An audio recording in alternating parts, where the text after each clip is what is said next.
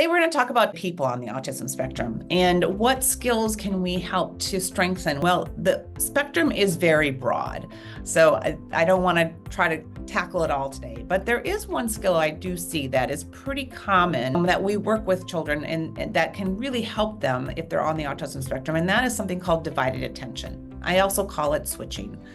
But that ability for you to do two things simultaneously. It could be something as simple as, I want you to clap on a metronome, and while you're clapping on the metronome, I want you to count. And doing those two tasks, it's actually three, because you have to listen to the metronome, you have to clap, and you have to remember where you're at. Okay, so there's actually three things you're doing simultaneously, is very challenging.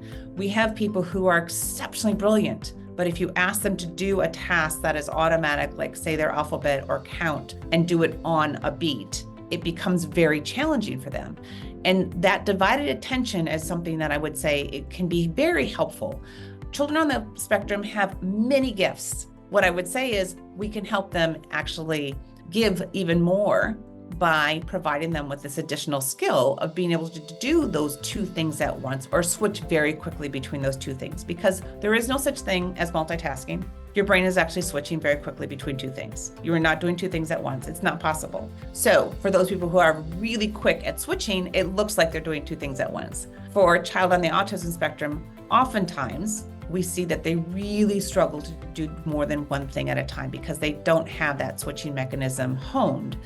Speed that up and you will see tremendous gains in terms of ability to socially interact, ability to handle more chaos in their life, more flexibility, less stress when an unexpected outcome or response comes at them. When you have that ability to switch, you are able to, if you will, go with the flow just a little bit easier.